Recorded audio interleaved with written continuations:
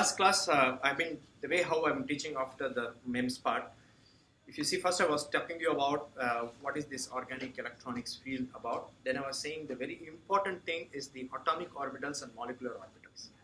So they actually form the basic principle, because the electrons, the flow of electrons, here it's actually movement from one level of the one energy level to another energy level. So if you don't understand this energy level part, then it is very hard to understand the entire organic electronics side. So it is very important that today at least I have uploaded it. You must see those two, it's just YouTube videos, must see that to have a clear explanation. If you have missed my lecture last time.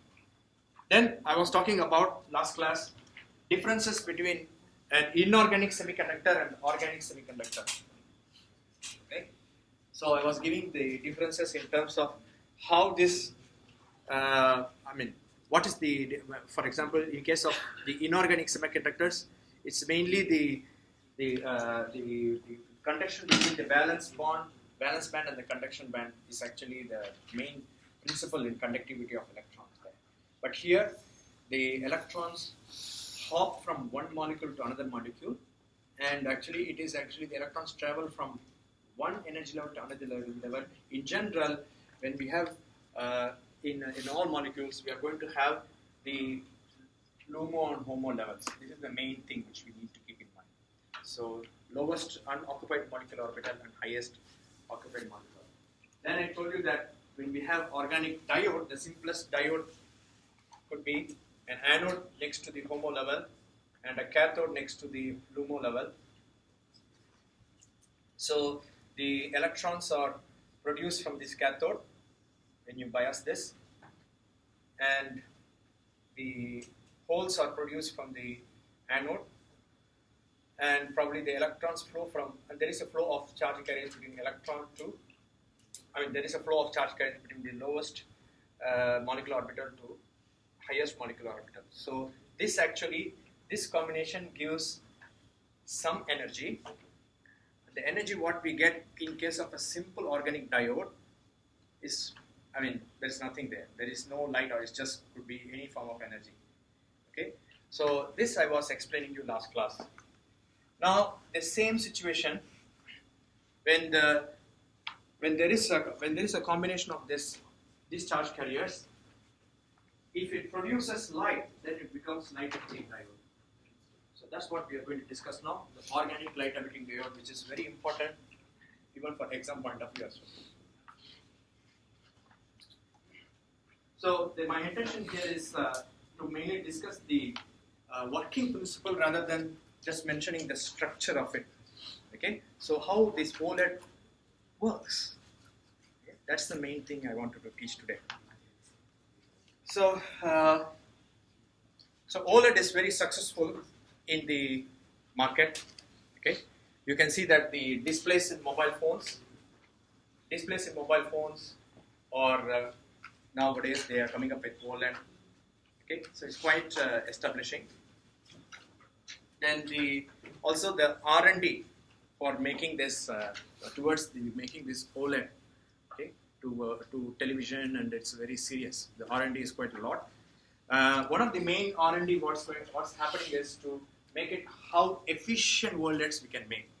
Now when I talk about efficiency, we see two factors for efficiency. Okay, the first one is the brightness, or the lumens per watt. What can be achieved, the brightness. And the other one, what we see is the lifetime of the LED. Okay.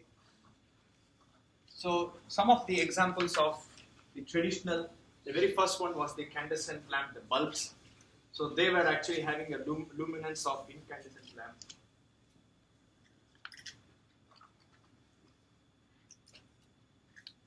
Which has a luminance of, maybe I have to refer some notes because I cannot remember all the numbers, luminance per watt, and the lifetime is about 1,000 hours. Then we had the tube lights. Okay, so the tube lights were more brighter, 15 lumens per watt, and probably this was like approximately 80 lumens per watt. And the lifetime is about 10,000 hours. Further moving, we had, what was the next type of lighting? Fluorescent? Fluorescent lights, CFL, compact fluorescent light. So this one is about, that was the one with the curve, the tube light kind of thing. Most of them here could be that CFL type, which actually is about 50 luminance per watt, but the lifetime is quite good as well, 8,000 hours. It's quite energy saving kind of a light. But the latest one which we are working on, a very interesting one, is the solid state lighting. Solid state lighting is mostly it is based on inorganic LEDs. The traditional ones, the LEDs. If you take the torchlight or even the automobile lights, everywhere, even the street lights now are getting into solid state lighting, and it's a quite big market. In fact, Malaysia is very good in being quite good of research on this. So this is very good, which has very bright light, which can go up to 100 to 150 luminance per watt, and lifetime is about 25,000 or more. Quite long life. So these are the things which we know already. This is the way the lighting technology is going on. The next step to this inorganic lights, the alternative of this, what we are having is the organic light emitting diodes, where the light emitting diodes here which has inorganic substance. What is the example of an inorganic light emissive material? Gallium nitride. Gallium nitride is one example.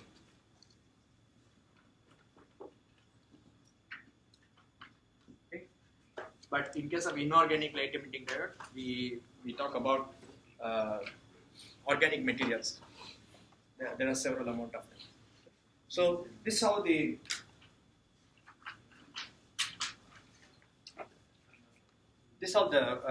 tradition of lighting, and the OLED is trying to replace this SSL solid state lighting mainly for the flexibility purposes, and also, you can the displays of like the television displays will be more efficient compared to the SSL. So moving forward, yeah. So what's the first light lamp? Incandescent lamp. That's the electric bulb. The yellow color kind of bulb. The tungsten one, is it? Yes. And the second The next one is the tube lights, which has some gases inside, and then we have the CFL. Yeah. Lighting experts are saying I'm very scared what they will ask. Yeah. You just mentioned that OLEDs are Sorry, more, 1 second. Yeah. You just mentioned that OLEDs are more Flexible. efficient in That's the thing. That's the research which has been taken into lead. How we can make, okay, it's a solid state lighting. When incandescent lamp was there, that time people were researching on SSL. They made it, maybe 20 years of time. Now we have solid state lighting. Now we are researching on OLED. We'll see what happens in a few years of time. But already we have seen the improvements, especially Samsung. They don't say how they do it, but Samsung has already OLED displays. Also, there are some televisions which are like just very thin. Okay? But it may not be completely organic. It could be a mixture. It could be hybrid kind of thing. But it's working towards that. So maybe when the grandchildren study, these things may not be vanishing. This table can go more inside. So that's a good point. What he says, the efficiency. That's what we are going to discuss a lot now. So sorry again, sir. What's the difference between fluorescent and dim light? Okay, I do not know exactly the interior chemical details, but what I understand is this kind of the light bulbs which has the pendant kind of thing. Those are called fluorescent lights, CFL lights. But they are different from tube lights, which has energy saving qualities. But expensive though.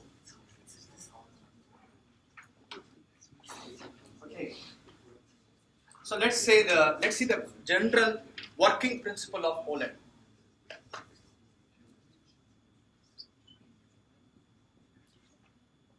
So if you see the simplest structure of OLED, we are going to have the organic semiconductor, like what? But this time the organic semiconductor has capacity to is an emissive layer. It's not just an organic semiconductor; it has some emissive properties. The previous time when I was discussing organic diode is just an organic semiconductor. Okay, where the combination of this hole and electrons can only don't have an emitting. It's a non-radiative, but in this case, it's a radiative material. And so above this we have the cathode. Again, the cathode is a low work function material, like aluminium sometimes or calcium, and the anode is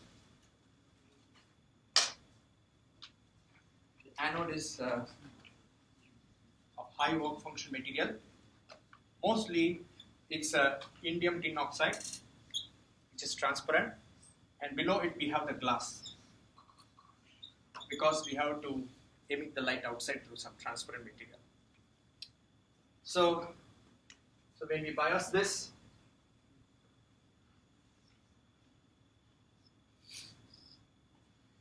so as I said, if you go more inside this, the equivalent energy levels, which is organic semiconductor, we will have the energy level of the anode here, somewhere here, with respect to the energy level.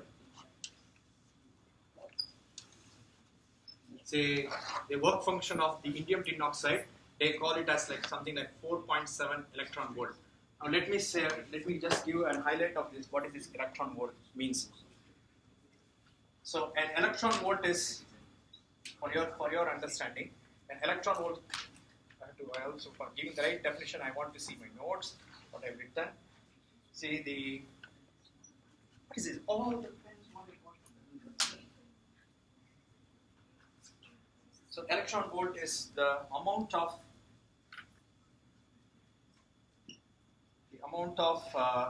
energy gained or lost by the charge of a single electron moving in an electric potential of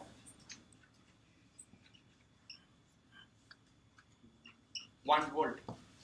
So if an electron, how much is the? So it is a relationship between the is a property of that material, okay, to get charged for a unit applied voltage. So we don't directly talk about in terms of voltage here. I applied 10 volts, I got this. No. Rather we talk in terms of the how much electrical energy you can give so that you can actually charge the particle or the electron is able to move. Okay, so that's an electron volt, usually in a general term. So the anode has an electron volt of 4.7. The ITO has that. And probably, say, an organic semiconductor has a little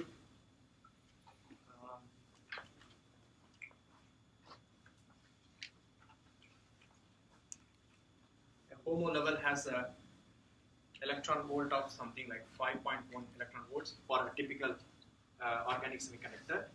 And then we have the cathode, which actually produces, say, it has an electron volt of 2.95 electron volts. That means, as I told you, the cathode will have a low work function material. That means, last class, if some students were not there, I was saying, look, what function of a material is, if I say low work function material, means it needs very less energy to knock an electron from its surface. That's the meaning. So that forms the cathode. Then you have the HOMO level of the semiconductor. which is slightly above this, or sorry, slightly lower than this, which is. Now what happens is same like diode. I'm just how I explained diode, the organic diode. I'm doing the same for the OLED. Now when I bias this, I have the flow of electrons from cathode to LUMO level, and then I have a flow of holes from anode to HOMO level. Now, this is the energy level of the HOMO level, this line, and this is the energy level of the LUMO level here. So I told you how this forms last class. Now, what happens is the combination of this holes and electrons, they have to recombine. They have to recombine somewhere in the emissive layer of this organic semiconductor, and they will produce an energy by the recombination of this, which is given by the difference of the energy levels minus E LUMO equal to H mu, where H is the Planck constant, mu is the frequency of the light that has emitted, and the energy is actually the energy difference between these two HOMO and LUMO levels. Okay, do you understand what I'm trying to say? Last class in organic diode, I didn't write this kind of equation. Rather, I was just saying there is just a combination of the electrons flows from LUMO to. I was just saying the charge carriers are moving between this. Now, the difference what I'm saying here is we are having an emissive layer. So when when you are going to have the movement of electrons, when we have a recombination of the electrons and the holes, when they recombine, since it is an emissive layer here, the energy that is produced because of this will be a light, which is given by H mu. H is the Planck constant, mu is the frequency. That means mu is also you can relate it to C by lambda. So C is the velocity of light, lambda is the wavelength. So how do you think we can make different colors now? Change the wavelength. If you change the material in such a way that this minus this or the energy difference between the HOMO and LUMO, if this difference in such a way that you can produce the lambda which is of green, red, blue, you have to choose the material. Then we can produce that light. Okay. So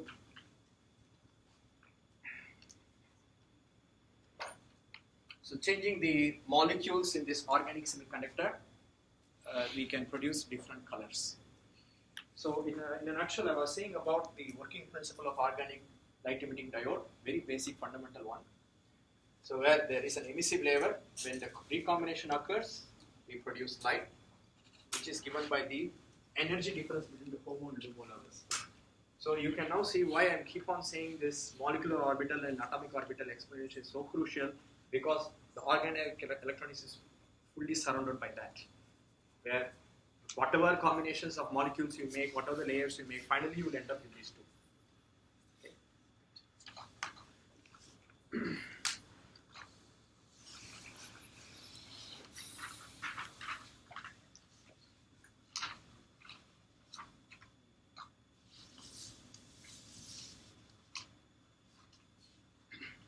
Now, to have more understanding on, okay, this is working principle, but how actually light is emitted? What is the reason for the light to come out? Okay, or what are the dependency factors for this? Okay, one is the lifetime. So I said the two factors for the two factors we see for the efficiency. One is the lifetime, another is the brightness, the lumens per watt. Okay, lifetime is a bit horrible for organic diodes. I told you last class itself. Because of the environmental changes, they can degrade very fast. Okay, that's the study has to be done, or how to encapsulate this. Those are some challenges. Okay, let's not go into that. Let's see only efficiency in terms of brightness for this lecture. So so on what are the factors? So to understand this principle, how it is getting lighter, we will see the factors that affects the luminance. That is more easy to understand. So this efficiency, that is lumens per watt percentage related to this, depends upon 4 main factors, or it is equal to, there is a formula. Okay, I'll go one by one. There is something called as gamma. There is something called as RST. There is something called as Q. Let's go one by one. Don't worry, I'll explain everything with you. Now, there are 4 main factors that affects the luminance of this. The first one is the gamma factor, which is called as the coefficient of charge balance. Okay, I'll come into the details of this. RST is defined as the ratio of singlet to triplet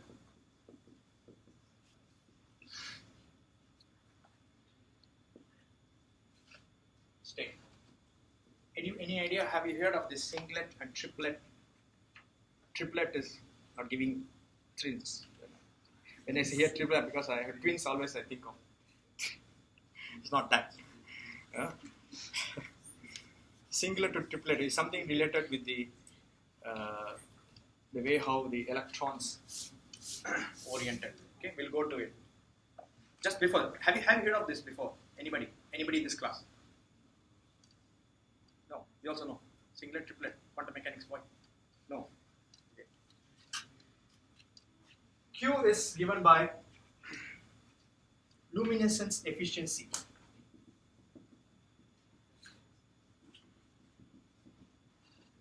Of the molecule. Okay, at the moment you feel blunt. What is this? Rama is writing some equation, writing some unknown things. I'll explain one by one. And this coupling is the coefficient of output coupling of light.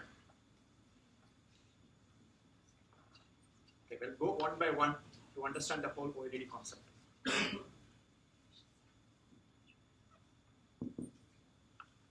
Okay, first let's see the charge balance. What does that mean? Output coupling of it. So there are 4 factors that affects the brightness in the light. So right now we understand that the holes and electrons has to recombine to produce that energy. That's the working principle. So how they recombine and produce the light, what are the factors is what we are going to see. First is the charge balance. That is the gamma.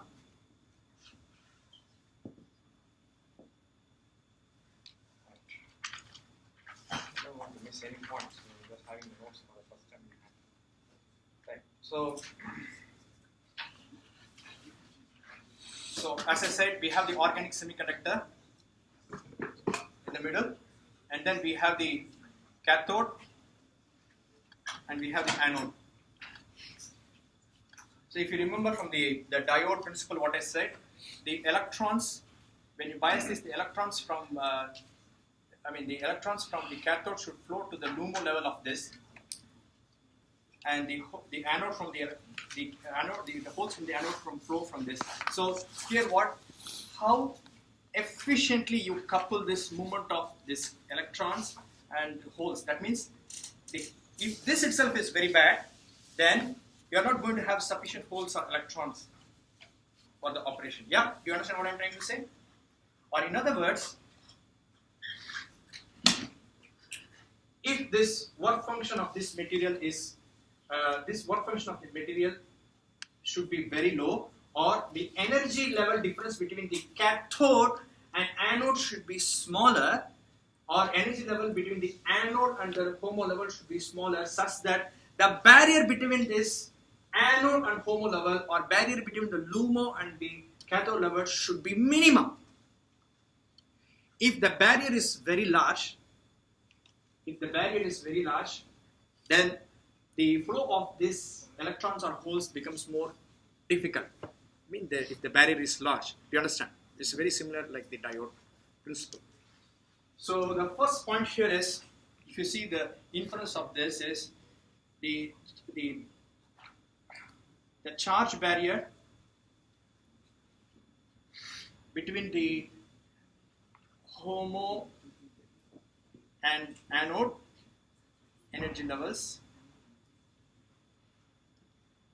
or the LUMO and cathode energy levels should be minimum. This is the first point. So the organic, if you see the videos, there's just one video I floated for you to just to understand how OLEDs are made. One example, the ruthenium thing. You see, they were keep on spin coating, and finally he coated some aluminum inside a glow box. So the organic semiconductor is there on a glass, and then finally there is a metal was pasted on it. Okay, so this kind of metal connection to the device, we call it as ohmic contact. It's actually ohmic contact. There is a resistance for this metal as well. Okay, so this should be ensured that this choice of this cathode material and the organic semiconductor is actually a good combination, whatever the barrier is less. The second point is, so this is point number one. Point number two is, now I told you last class, in case of N-type or P-type material in inorganic semiconductor, how the silicon or how you dope the impurities, you decide whether it is P-type or N-type material. In case of organic semiconductor, I said that based on the mobility of the electrons or holes, decide whether it is a P-type organic semiconductor or N-type organic semiconductor. Did I say this last time? So if the mobility of, I said last class, if the mobility of the holes is larger than the mobility of electrons, we call it as P-type material. Okay?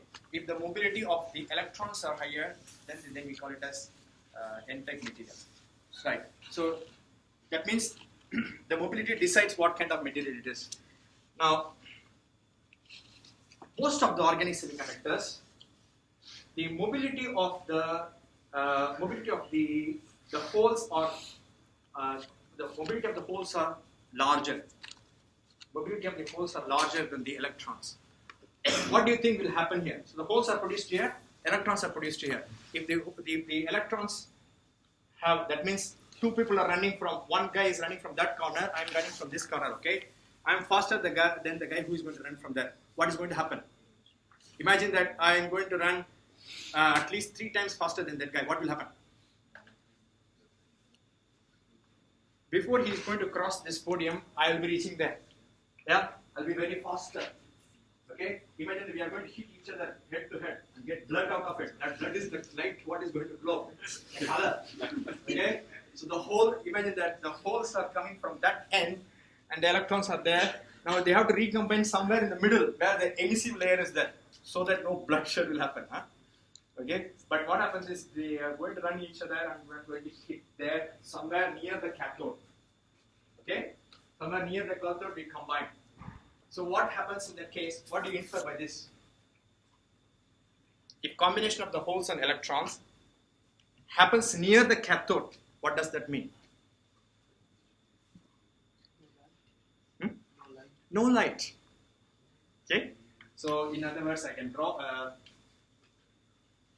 So if this is the distance between the cathode and anode, okay? So this is the extreme cathode end, and this is the extreme anode end. And this is the recombination energy, for example. Electron volt. Then what happens is, generally it is always happening near the cathode. The recombination mostly happens near the cathode, most of the electrons and holes. So this actually, if the combination happens in the organic semiconductor, exactly then it will light up, we can have an emissive layer. Emission will be there, radiation will be there. Okay, so to achieve this, that's why what people try to do is, in addition to these layers, after the glass layer, I think the original structure I told you, we have the glass, we have the anode, and then we have the organic substance. So in addition to that, people code additional layers such as hole transport layer, then they code hole injection layer, then hole transport layer, then they have some organic semiconductor, the one which the emissive one, then you have the electron transport layer, then electron injection layer, and then finally the cathode. So there are several layers now. Now what researchers are trying to do is they try to play around with these additional layers, because there is some way we have to stop this. When we get saturated, we don't find an options. Then probably find out new layers, what can be coated along with this, and see that this recombination of the holes and electrons happens in the middle. Now, very important point I forgot to say, when this electrons and the holes, when they combine together, they actually form a new thing called as exciton. So this formation of exciton only produces this energy, and that energy is the one we see as light. And that formation of this exciton should happen in the emissive layer. Okay, so to make that to happen in the emissive layer, people try to use additional layers which can enhance this holes and electron movement. Probably you want to slow down this, or you want to faster the electrons to flow in the organic, because you don't have much control in the organic semiconductor where the holes are having a big hand. So it's difficult. Do you understand what I'm trying to say? All of you? Yes. So the combination happens between the LUMO and the HOMO levels, right? I mean, from the HOMO and the LUMO levels is where the charge carriers are moving across. But then isn't it always constant depending on the material? Right. If you don't apply any bias, it's constant. You don't apply, so that's why we are applying a bias externally, so that you inject the electrons through cathode and inject the positive terminal is anode. If you don't apply this, then the material you keep it's just all stable. Stability achieved. Stability, always the materials the molecules wants to achieve stability. Okay? They try to recombine as fast that they achieve stability. And the problem is most of the organic semiconductors, we don't have that stability much. And that's why also, if any moisture or temperature changes, they get really disturbed and these electrons get disturbed. And they lose the stability. So, when do you think we will have... Yeah, guys, please, last row, please. When do you think... Okay, when do you think that there will be a... in what situation we will have just for this, at this point, but what situation we will have the best brightness now, at this point of discussion, up to this? That means 100% of holes what you produced and 100% of electrons what was produced, all of them combined together to form excitons at the emissive layer will give the 100% efficiency of brightness. Do you agree with this? If some of them are not, some electrons don't find a pair, some holes are not finding pair, they just move around, they are just wasting here and they hit somewhere and lose the energy. So only few of them are getting combined, and that much only you get the light. Okay, so that's the successful recombination. Yes, I think this part is done. So this charge balance is all about this, which is, in a nutshell, this mobility of the mobility. That means we have to have a balance between the electrons and the holes. But how this balance can be achieved? This balance can be achieved if you keep the barriers low so that both of them have a good flow, and at the same time you can also think of adding additional layers to balance them, okay, in such that the combination of exciton happens in the middle. So most of the literature's papers who produce, they may point out that, oh, our charge balance is like this, oh, the combination is like that, okay. So that's the rest is very interesting. Next parameter. Many of you might have seen it, but you might have not understood why it happened. Okay, let's go to the next one. Singlet to triplet ratio. Before that, let me ask you, or I felt, I'll say a small incident what happened in my home, with my children. this twinkle little stars, which can glow in night, the twinkle twinkle little stars. So what I did is I just pasted in the wall when they were for my kids. So when it's there all the day, it's there. You switch on the light, but before going to the bed, I switch off the light, obviously. So what happens is these stars, which were stuck in the wall, starts glowing. And then my kids will start singing, "Twinkle, twinkle, little stars." They get excited by seeing that. Okay, but when you switch off the light, you see that. Okay, have you noticed that? Why do you think it happens?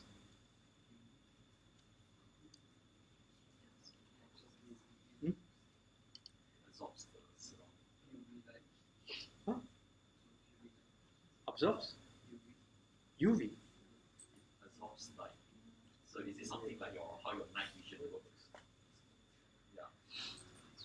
There is some absorption of light, but the thing is, that small experiment, if you switch off the light, it glows for some time, say 2 minutes or 3 minutes, then there is no glow after that. It stays for some time. I'll discuss that why it happens in more electronic details. So there comes the singlet and triplet ratios. As I said, again, last row, what's happening there?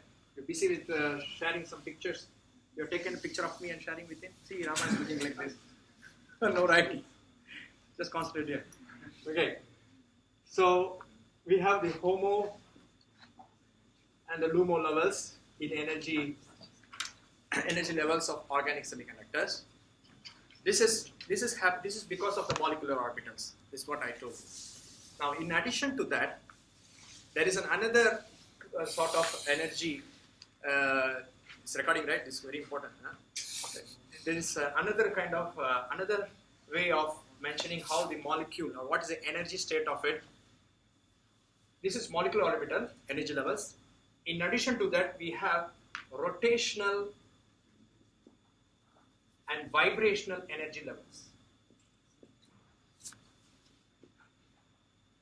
I told you last class, I think I stood up on this table. Yeah, I stood up on this table. When I try to jump from here, I have certain potential energy. That is very similar analogy to how far the electron has gone away from the nucleus. It gets an energy level. Suppose I go to the edge of this floor, when I jump, I have more higher potential. So how far I'm going away from this gravitational pull, I have some difference in energy. Similarly, how far the electrons moving away, they form that different energy level that I told you for HOMO and LUMO level. Now, in this situation, I was talking about only one person. Yeah, that was me. Imagine now Matthew and Rabbi are there, and even he's also there. They're also like along with me going upwards. So either we come closer or we go further. Okay.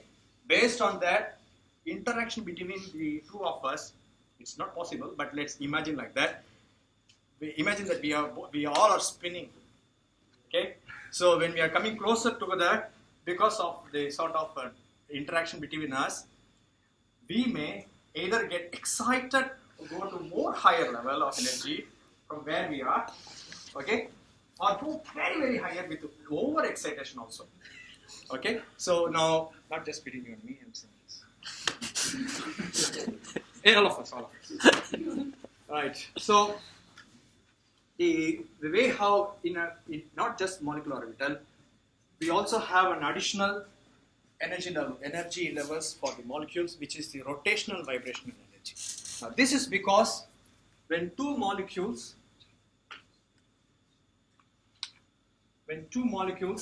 approach each other, how they are approaching each other, they are going to have their own rotational energy or vibration. So I think I told you in the very beginning, these molecules, there is no physical connection between these molecules actually. How they are attached by the force actually decides that. So when you are in force, you are actually going to have some oscillations. Yeah, you are going to have rotation and oscillations.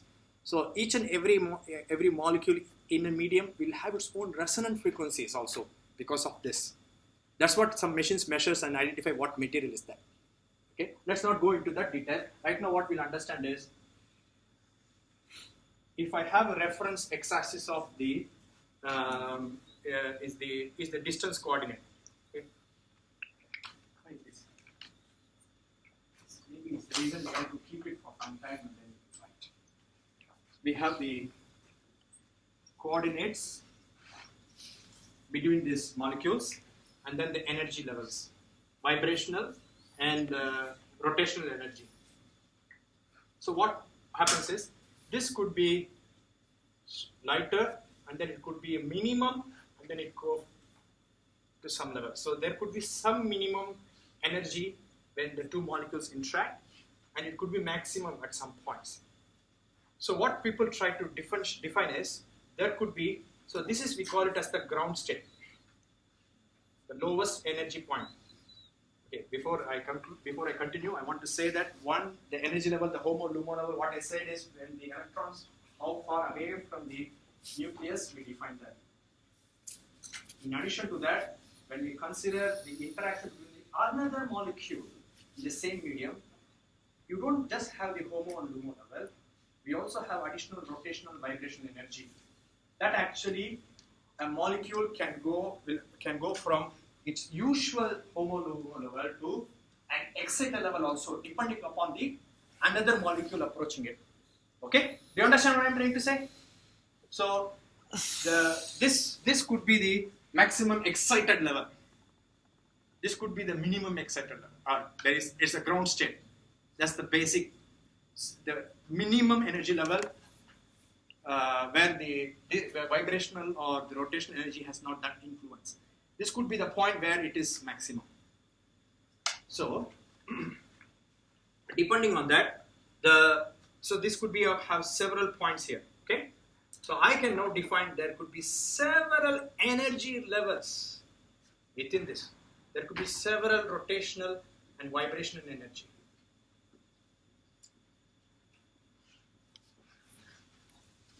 Energy levels. So based on that, what happens?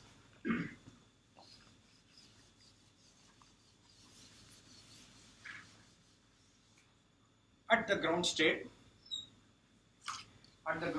we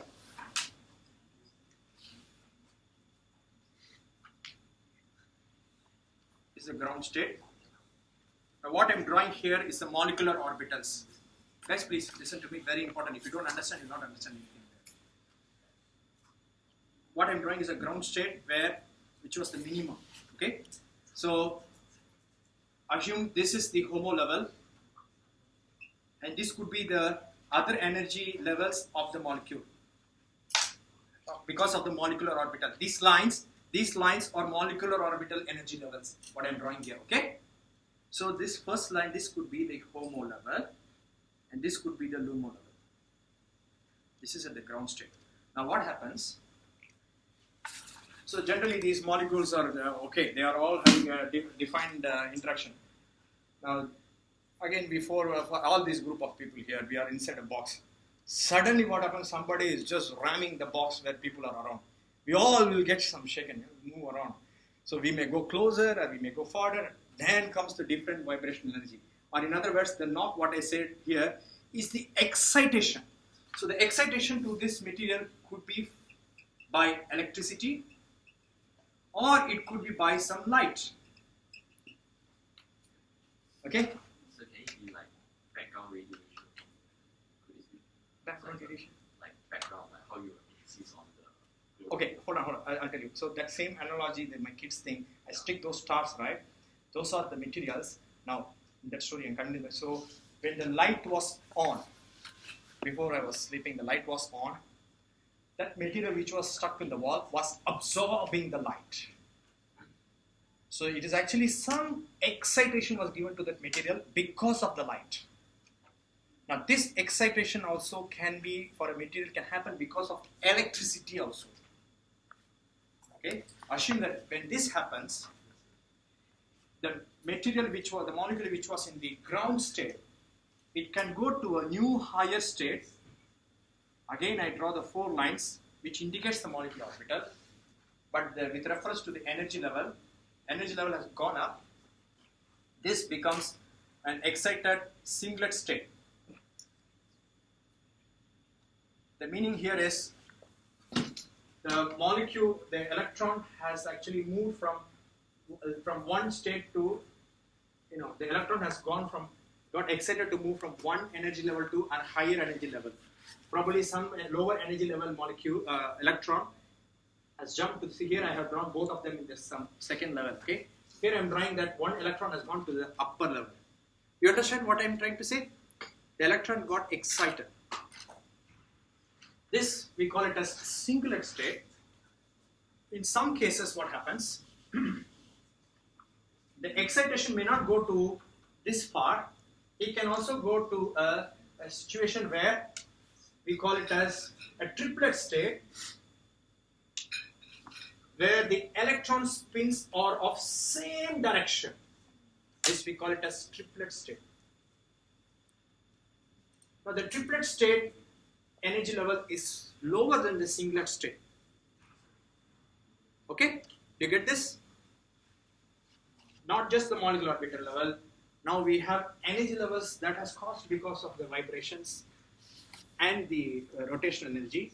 So you actually end up with new states of energy level, which is singlet and triplet states. Then what happens now? What happens now is, so this is because of some injection of this, some excitation by the external physical thing. Now, this is a quite not a stable condition of the electron. So, this electron which was in the higher level will actually fall back to the lower level. When it is falling back from a higher energy level to lower energy level, you actually end up with giving an energy, or the holes and the electrons now are going to combine to form exciton, which could be radiative or non-radiative in case of a singlet state. An electron which is coming from a higher energy level to lower energy level, in case of a singlet state is the highest excitation level. In that case, that means the spin of the electrons are different. Last class I told you how this, how do we make this mark. So if you missed it, you please see the videos today itself what I put in the book. Then, but in case of a triplet, again, the electrons which got excited to the higher energy level will fall back to the ground state. But this time when they are falling back, most of the materials, they are non-radiative.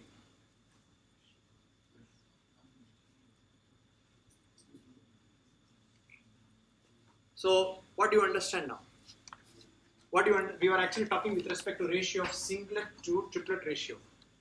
So in OLEDs, the excitation of this excitation, what we mentioned here, is actually given by the electricity, the biasing what you give. Okay, so because of that we have these changes. But what happens is we go to a higher singlet state, but we fall back to the radiative or non-radiative condition. But triplet will be mostly non-radiative. But there are certain materials where the triplet state also can emit light. That I will discuss in another 5 minutes of time.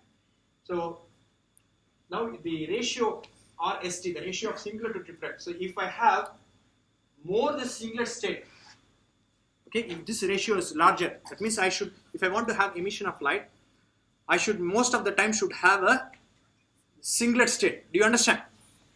Do you understand what I am trying to say? You didn't understand what I am trying to say?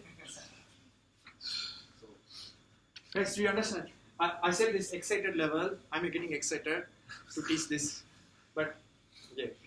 So the electrons are going to higher energy level. When they fall back from highest singlet state to a ground state, I said it could be radiative or non-radiative. Assume that, but most of the time is radiative. But in case of a triplet, so I said there is another possibility is that where electron spins are in the same direction. In that case, when the electrons are coming down to the ground state, they are mostly non-radiative. So if I have more triplet states, that means I don't have emission. Now the ratio, what I talk here, RST, is ratio of the singlet to triplet form state. So if this number is larger, then I have this efficiency should be larger. So where it ends up, the organic semiconductor or the layers what I am forming with the OLED should always try to achieve a singlet state. Now, So ratio of energy levels, is it? the ratio Of what? of the formation of singlet state to triplet state.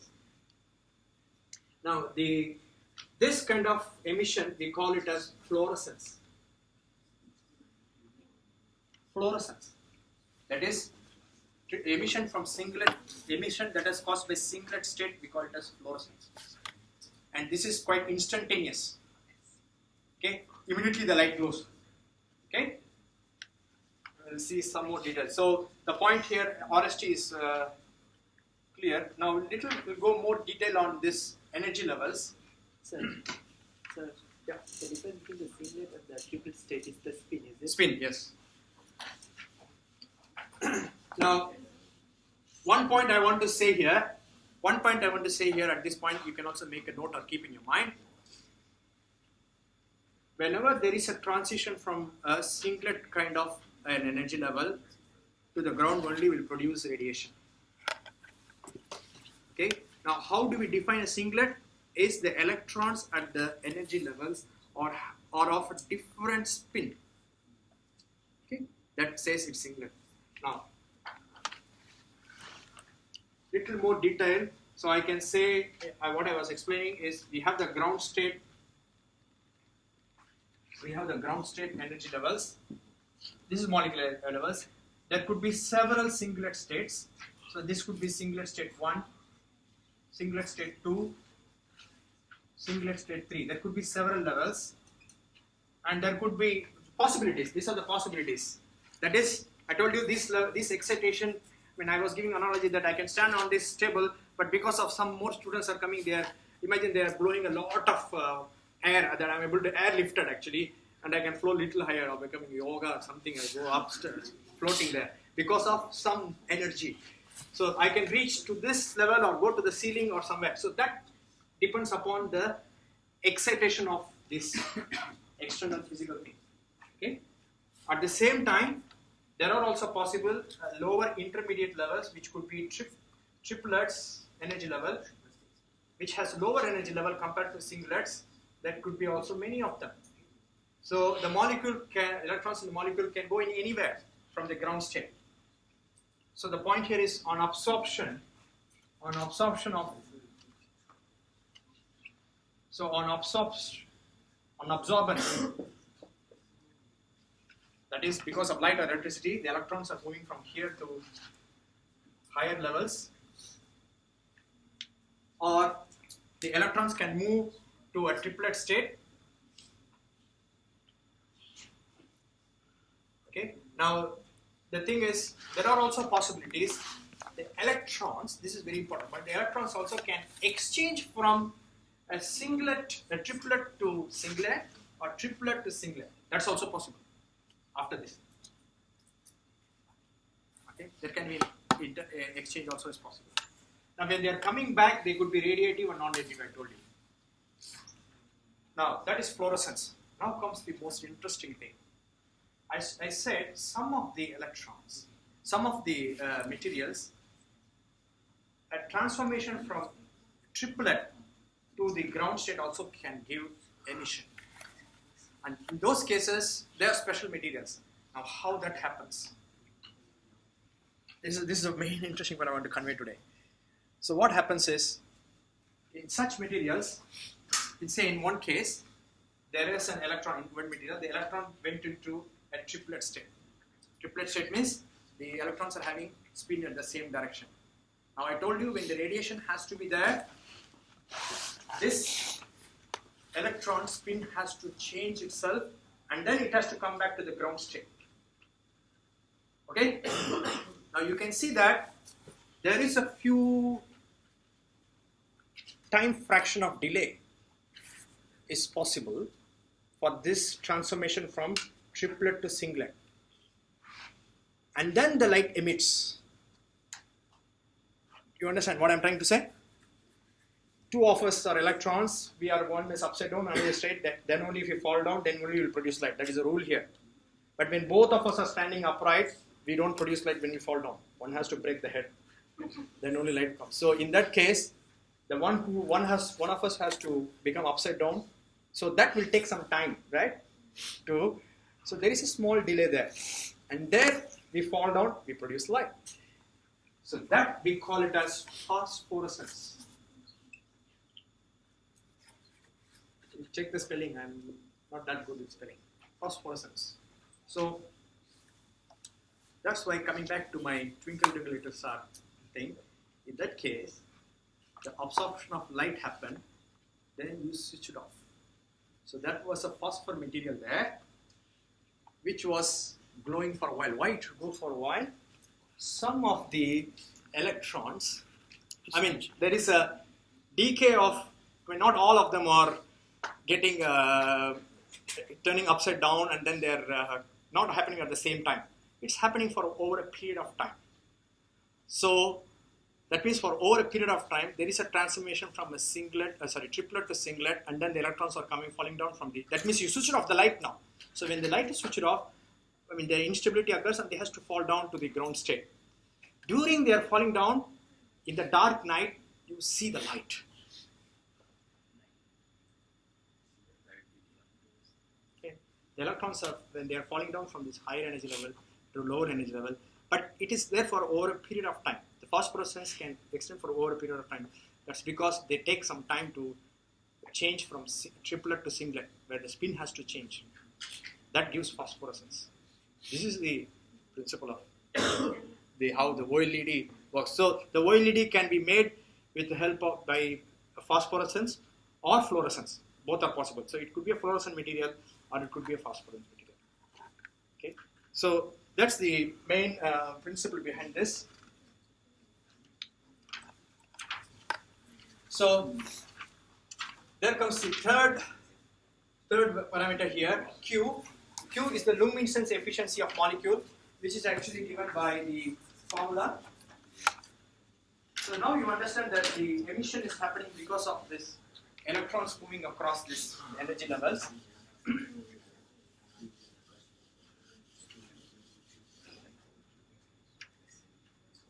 So the luminescence efficiency Q is given by, maybe I should refer again, is the radiation emission rate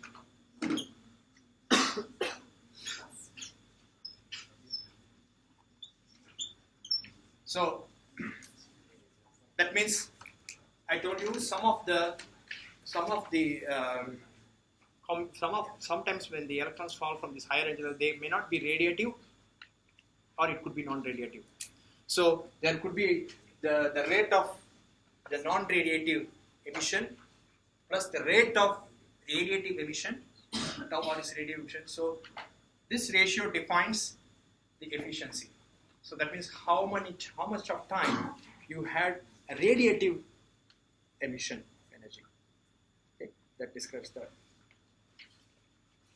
And finally, we come to the last factor, which is the Nita coupling efficiency. This is quite simple. So these all are mostly organic semiconductor material related things. The final one, the Nita coupling, the output coupling factor is, it depends upon, now, okay, this again a new thing which I would like to introduce, this new definition. There is something called as surface plasmon. Have you heard of this? Your chemistry friends, chemical engineering might have heard this. Some of the students might have heard surface plasmon. What happens is, when you have a metal and if you shine light, there are some emissions back from this metal because of this. This is a photon reacting with this, and when this interacts with the metal, there could be an emission from this, which is again defined by the Planck's law. That this kind of phenomenon we call as surface plasmon. Now, if you see the structure of this, this OLED, is after this organic semiconductor, we have this cathode. So the cathode is again a metal. It could be metal. So what happens is, say the emission all are happened very nicely. So an emission has occurred from this organic semiconductor. So this can actually interact with this cathode layer and can produce surface plasma. So energy is not created. The energy is actually transferred from one form to another form. So the electrical energy is converted to light here in the organic semiconductor. But this light energy is interact with this cathode metal layer and they produce surface plasma energy. So some energy is getting wasted as surface plasma energy. That is the first problem.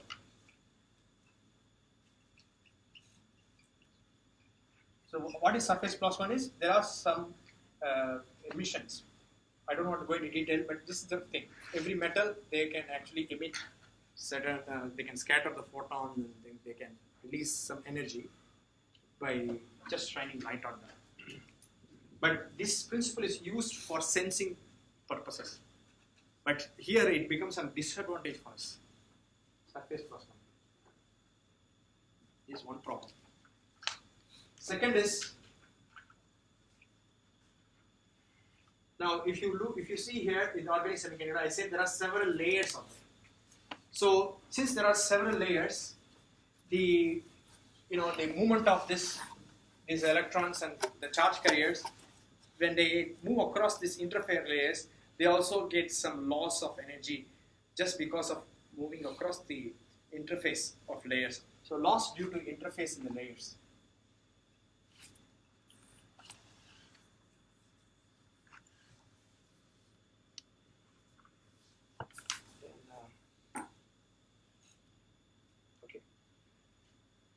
Then the another important thing is recombination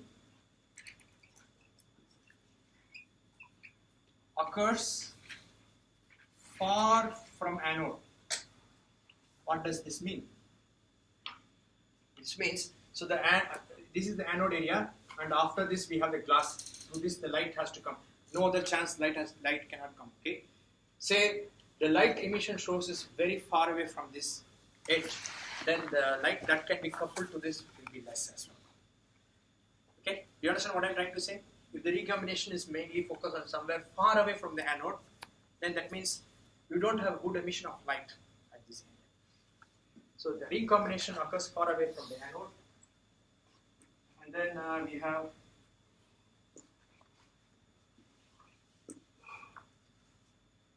then what happens is within the surface itself, imagine that there are a lot of total internal reflection occurs. Internal reflection within the layers again. So a lot of reflection happens inside, and things dies off. Very less light comes out. That's another problem. So these are some of the major problems.